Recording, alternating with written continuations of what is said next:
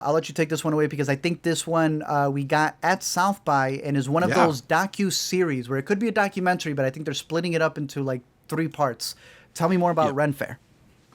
So Ren Faire is the latest documentary from a really interesting filmmaker who we've talked about a few times, or a couple times at least on this show, Lance Oppenheim, who directed Some Kind of Heaven, the documentary that took a look at the villages in Florida, as well as Sperm World, the sperm donor documentary on good. Hulu that we covered earlier this year.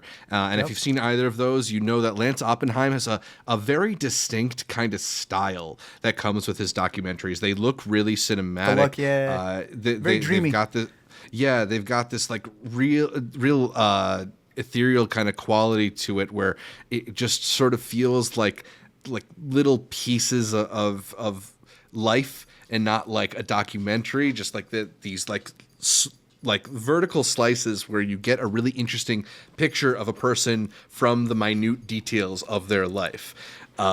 It's really fascinating stuff and really beautifully put together. Here he lends his camera towards this Ren Faire, a Renaissance festival somewhere in Texas, I believe. Yeah. That is going through a transition as the longtime owner of it debates on who should succeed him.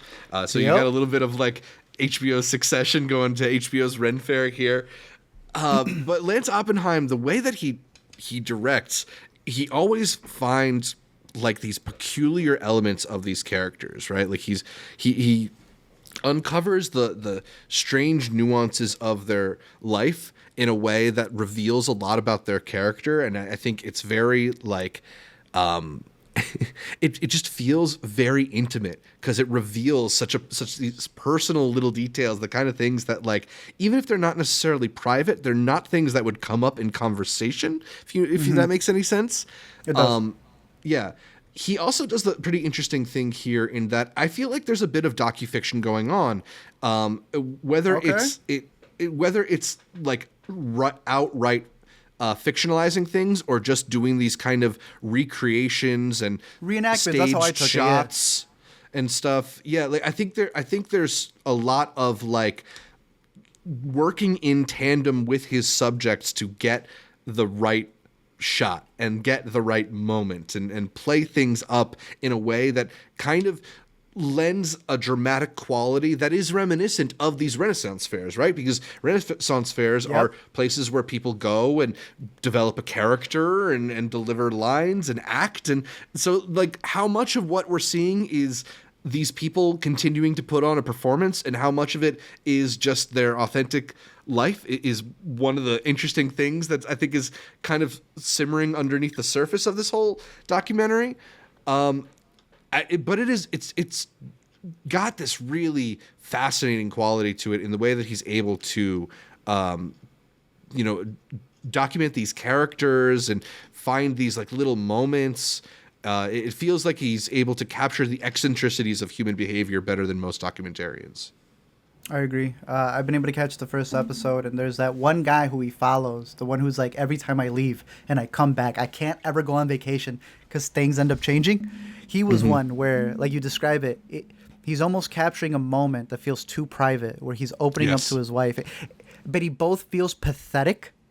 It feels like it's embarrassing and it's making fun of him, but it's so raw and intimate that it's also like, man, this really is a worker who's trying his hardest to make it be a thing. There's that awkward exchange where, like you said, he doesn't just own this place and run it. They call him the king. Yeah.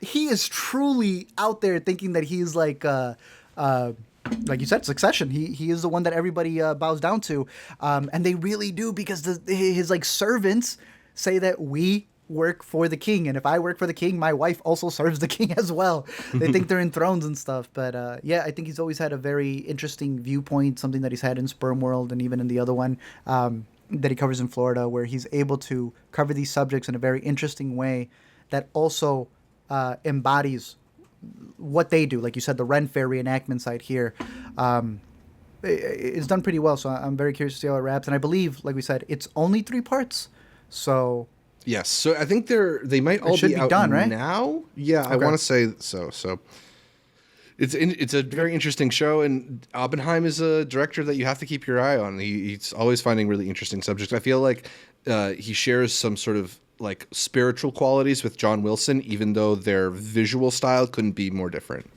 I can see that. All right, good. Ren Faire out on Max, one that I think we would both recommend.